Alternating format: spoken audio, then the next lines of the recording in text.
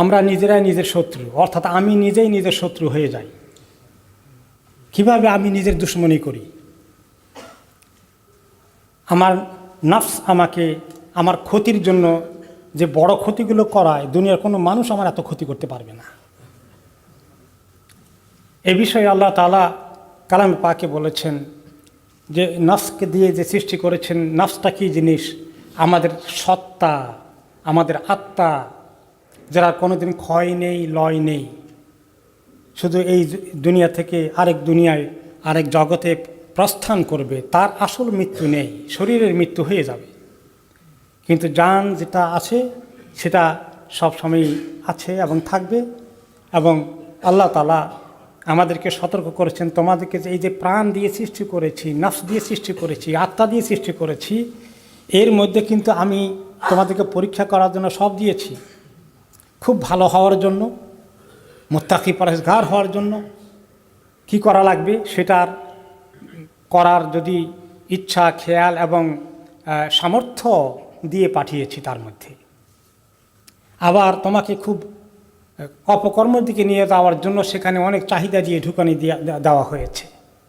ভালো কাজের চেতনা এবং মন্দ কাজের আগ্রহ উভয়টা দিয়ে তোমাকে পাঠানো হয়েছে, এবং এটা দিয়ে তোমাকে পরীক্ষা করা হচ্ছে। লিয়াবলুয়াকুম আইয়ুকুম আহসানু আমালা। দুনিয়ার জিন্দিগিতে তোমার এই পুরো জিন্দিগির যখন থেকে আকের বালেগ হয়েছে তখন থেকেই তোমার জীবনের পরীক্ষা। প্রত্যেকটি কাজ, প্রত্যেকটি কথা তোমাকে হয়তো জান্নাতের দিকে নিয়ে যাবে অথবা জাহান্নামের দিকে নিয়ে যাবে। তোমার নফসের মধ্যে চাহিদাটা খারাপ দিকে যাওয়ার অনেক বেশি। আম্মারাতুম বিসু, এটা অনেক বেশি ওয়াসওয়াসা এবং অপকর্মের দিকে ধাবিত করে, ধারণা নিয়ে আসে। আর ভালো কাজের দিকে আসতে হলে একটু সংগ্রাম, সাধনা, প্রচেষ্টা চালাতে হয়। এটা করে করে তুমি আমার কাছে ভালো আমল নিয়ে আসো কি না এই পরীক্ষা করব আমি তোমার কাছে, কে ভালো আমল নিয়ে এসেছ। এখন যদি বিনা পরীক্ষায় ফার্স্ট ক্লাস পাওয়া যায়, এরকম পরীক্ষা দিতে কার আপত্তি আছে? কিন্তু পরীক্ষার মধ্যে পাস আছে, ফেল আছে, খুব উঁচু মানের পাস আছে, কোনো রকমের পাস আছে, এগুলো পরীক্ষা দিয়ে ঠিক করতে হবে। এই জন্য আল্লাহ তাআলা দুনিয়াকে পরীক্ষার ক্ষেত্র বানিয়েছেন। গোটা পৃথিবীর এই জিন্দেগি আমাদের জন্য পরীক্ষা। আমরা পরীক্ষার হলে আছি।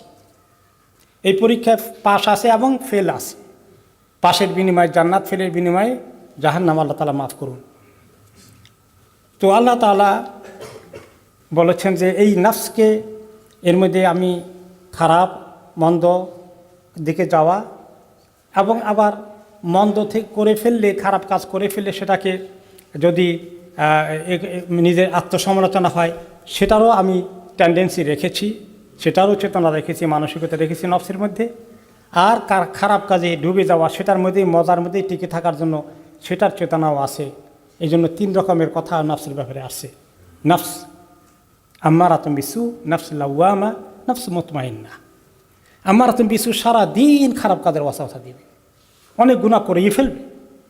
আর মাঝখানেটা হচ্ছে লাওয়ামা, কিছুক্ষণ পরে মনে হলো হায় হায় আমি কি করলাম, এটা আমার ভিতরে একটা আফসোস সৃষ্টি হয়ে যায়, নিজের ভিতরে নিজেকে ভৎসনা করি, নিজে আবার একটু তওবা করি, ইস্তেগফার করে আল্লাহর দিকে আসতে, আল্লাহর কাছে সাহায্য চাই। এটা হচ্ছে লাওয়ামা। আর 3 নম্বরে যাদেরকে আল্লাহ তাআলা এমন লেভেলে নিয়ে আসেন, মিনাস সিদ্দিকিন ওয়াল আউলিয়া ওয়াস সালিহিন হয়েছেন, তাদের নফস তাদেরকে সুবিধা করতে পারে না। তার নফস ইতমিনান, এই মুতমাইন্না সুযোগ তারা পেয়ে গিয়েছে। এই এরিয়াগুলো আল্লাহ তাআলা বলেছেন। নফস আসলে 3টা না, নফস একটাই। এর মধ্যে এই 3টা জিনিসের টেন্ডেন্সি আল্লাহ তাআলা দান করেছেন, এটাই বোঝানো হয়েছে 3 শব্দে। এখন এই যে সংগ্রাম সাধনা করে এই যে আল্লাহ তাআলার কাছে আমরা যাব, আমল তৈরি করব, ভালো মন্দের এই যে এক সংগ্রাম কাশমাকাশ আমাদের মধ্যে আছে, আল্লাহ তাআলা সে কথা কোরআনে পাকে বলেছেন যে তোমাদেরকে ভালো মন্দ উভয়টা দিয়ে ফিতনা নিক্ষিপ্ত করব, দেখি ভালো দিকে আসো কিনা, মন্দ দিকে যাও, তারপরে আমার কাছে একদিন আসতে হবে, সেদিন তোমাদেরকে হিসাব দিতে হবে। তোমাদেরকে এইভাবে আমার হুকুম মানার জন্যে, আমার ইবাদত করার জন্যে, আমার নির্দেশ মানার জন্যই তো তোমাদেরকে সৃষ্টি করেছি, সেটা ঠিকমতো করে আসো। তা না হলে আল্লাহ তাআলা বলেছেন যে ব্যক্তি সীমা লঙ্ঘন করবে, নফসের হুকুম শুনবে, দুনিয়ার জীবনের প্রায়োরিটি দিবে, আখিরাত তার সামনে থাকবে না। লাভ ক্ষতি সব দুনিয়ার মধ্যে, আখিরাত বাদ দেন। যতদিন বেঁচে আসি এটাই আসল জিনিস। বাকির খাতা শুনে রাখো, নগদ যা পাও হাত পেতে না, এই চিন্তা তাদের মাথায় আছে, তাহলে জাহান্নামের ঠিকানা তাদের জন্য রেডি হয়ে আছে। আর যারা আল্লাহকে ভয় করবে, আল্লাহর শান পজিশন মর্যাদাকে সামনে রাখবে এবং নফসকে খারাপ কাজ থেকে বিভিন্ন ওয়াসওয়াসা থেকে বিরত রাখবে এবং গুনাহ থেকে সরিয়ে আনবে, তাদের জন্য জান্নাতের ঠিকানা তৈরি করে আছে। এই জন্য এই আয়াতের তাফসিরে ইবনে বাত্তাল রহমতুল্লাহ আলী বলেছেন, মানুষের এই নিজের ভিতরে সংগ্রামটা এটা সবচেয়ে বড় সংগ্রাম। নিজেকে ঠিক রাখার জেহাদটা অনেক বড় জেহাদ। এই জন্য একটা হাদিসে রাসূলুল্লাহ সাল্লাল্লাহু আলাইহি ওয়াসাল্লাম বলেছেন, সেই ব্যক্তি প্রকৃত মুজাহিদ যে নিজের নফসের সঙ্গে আগে যুদ্ধ করতে পারে, এরপরে বাকি আল্লাহ দুশমনের মোকাবিলায় যুদ্ধ করতে যাবে। যদি নিজের সঙ্গে ফেল করে ফেলে, তার দ্বারা আল্লাহ দুশমনের জেহাদ আশা করা যায় না। করতে গেলে সেটা সে নষ্ট করবে। আল্লাহ তাআলা আরেকটি আয়াতে বলেছেন, সূরা আল-কাবুতের ৬৯ নম্বর আয়াতে, যারা আমার রাস্তায় এভাবে সংগ্রাম করবে, সাধনা করবে, চেষ্টা করবে অনবরত, আমি তাদেরকে অবশ্যই আমার রাস্তার দিকে, আমার তরিকার দিকে, আমার পথে আসার দিকে তাদেরকে আমি রাস্তা দেখিয়ে দেব। এবং আল্লাহ তাআলা এভাবেই নেককারদের সঙ্গে থাকেন। ইমাম ইবনে কাইয়িম রাহমাতুল্লাহি আলাইহি বলেছেন যে পৃথিবীতে বহু রকমের জিহাদ আছে, সবচেয়ে বড়টা হচ্ছে নিজের নফসের সঙ্গে সংগ্রাম করা, তারপরে ২ নম্বর হচ্ছে আরেকটা শয়তান, ৩ নম্বর হচ্ছে দুনিয়া। এই ৩টা জিনিসের বিরুদ্ধে অনবরত মুমিনকে জিহাদে লিপ্ত থাকতে হয়। আরেকটি আয়াত কোরআনে পাক, ওয়াজাহিদু ফিল্লাহি হাক্কা জিহাদি, আল্লাহ রাস্তা, আল্লাহর পথে হক আদায় করে জিহাদ করো। এটা বলা হচ্ছে যে নিজের নফস, নিজের ওয়াসওয়াসা, নিজের কুমন্ত্রণা যেগুলো আসে, পাপের দিকে যে আগ্রহ আসক্তি আসে, এগুলোকে দমন করা হচ্ছে অনেক বড় জিহাদ। তারপর তাদের পক্ষে সম্ভব হবে আল্লাহর দুশমনদের জিহাদ করা। এটা এত শক্তিশালী নফসের কুমন্ত্রণা, ওয়াসওয়াসা।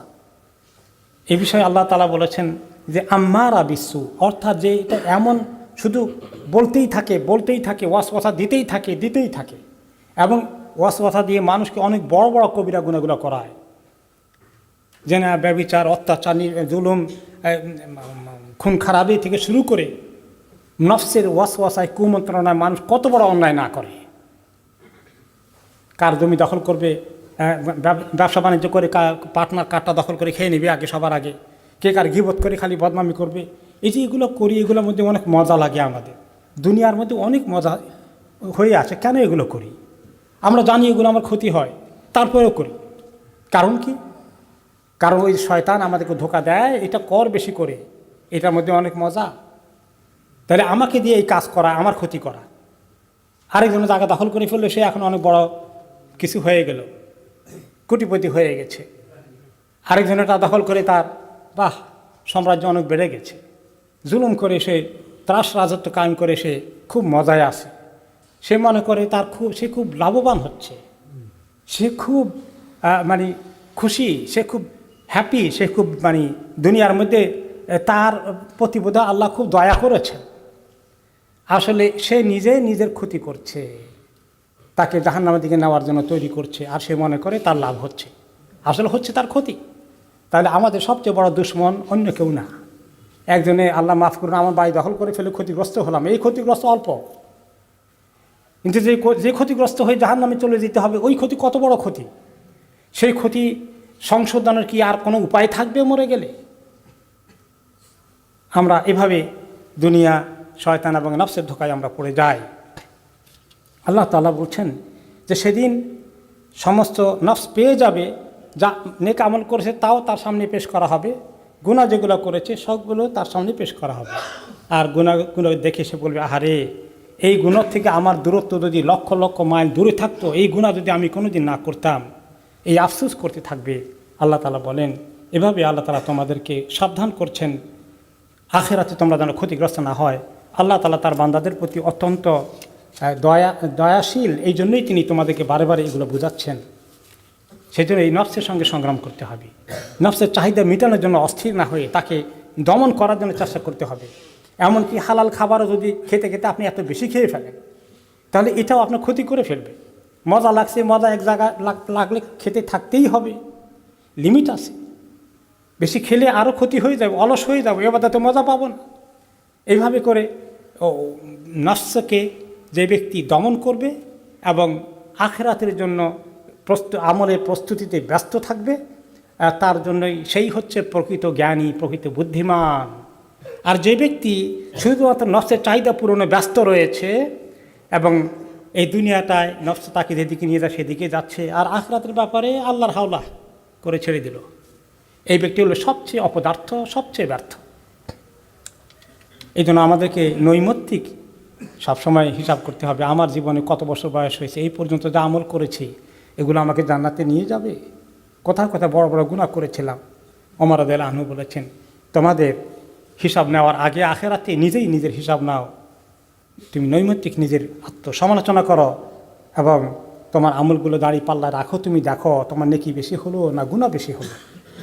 আর রেডি হয়ে যাও, যেদিন তোমাকে আল্লাহর সামনে পেশ করা হবে আমল সহকারে, সেদিন কোনো জিনিস তোমার লুকায়িত থাকবে না। যে ব্যক্তি দুনিয়াতে তার হিসাব করে করে নিজেকে কারেকশন করে, ঠিক করে, তওবা করে, ইস্তেগফার করে, সে ব্যক্তি আখিরাতে আল্লাহ তাআলার কাছে তার হিসাবটা সহজ হওয়ার সম্ভাবনা রয়েছে। তা আমরা এখন চিন্তা করি আমাদের ভিতরে কি পরিমাণ এরকম নফসের ওয়াসওয়াসা কাজ করে, ধোঁকা কাজ করে, আমাদেরকে দিয়ে বড় বড় গুনাহ করায়। আমরা মিথ্যা কথা বলতে পারি যদি কোনো সময়, ইজিলি বলে ফেলি। আমরা যদি মিথ্যা কসমও করতে পারি, কোনো কোনো সময় দেখা যায় মানুষ করে ফেলছে। আমরা গীবত করছি, হিংসা করছি, বিদ্বেষ করছি, পরে সমালোচনা করছি, অলসতায় আমরা ডুবে আছি, আমাদের সময়গুলোকে কিল করছি। শয়তান দুনিয়া এবং এগুলো আমাদের দেখায় যে দেখো তোমার সোশ্যাল মিডিয়া, তোমার মোবাইল ফোন খোলো, এটার মধ্যে বসে সময় কাটাও, একটু কোরআন শরীফ পড়ার সময় নাই, ফজর নামাজে উঠতে পারি না, অলসতা আমাদেরকে জেঁকে বসেছে। এই সব কিছু শয়তান নফস বলে আরেকটু ঘুমাও, আরেকটু ঘুমাও, জামাত মিস করলে কী হবে, ঘরে পড়ে নিও, উঠতে পারো না, সূর্য উঠার পরে পড়ো। এভাবে করে আমাদেরকে ধোকার পরে ধোকা দিচ্ছে। আমাদের কি অবস্থা, কি নিয়ে আল্লাহর কাছে যাচ্ছি, কখন কার খবর চলে আসবে, হঠাৎ করে টান দেওয়া হবে। তখন আমরা শুধুমাত্র বলবো যে আল্লাহ একটু সময় যদি দিতেন, আমি একটু আমল করে আসি, নেক আমল করে আসি, একটু আমি আল্লাহ সদকা করে আসি। আল্লাহ তাআলা আমাদেরকে যেন এই নফসের চাহিদা মেটানোর কাজেই সারাদিন ব্যস্ত না রাখে। আল্লাহ তাআলা যেন আমাদেরকে তৌফিক দান করেন, এই নফসের যে সমস্ত রিপুগুলো, যে সমস্ত অন্যায় চাহিদাগুলো আমাদেরকে বারে বারে নিয়ে আসে, টান দেয়, সেদিকে আকর্ষণ সৃষ্টি করে, সেগুলো থেকে সরিয়ে এনে আল্লাহর কাছে দাঁড়িয়ে চোখের পানি ফেলে আখিরাতে জান্নাতের জন্য আমাদেরকে করণীয় করার দিকে ধাবিত করে। আল্লাহ তাআলা যেন সে তৌফিক দান করেন।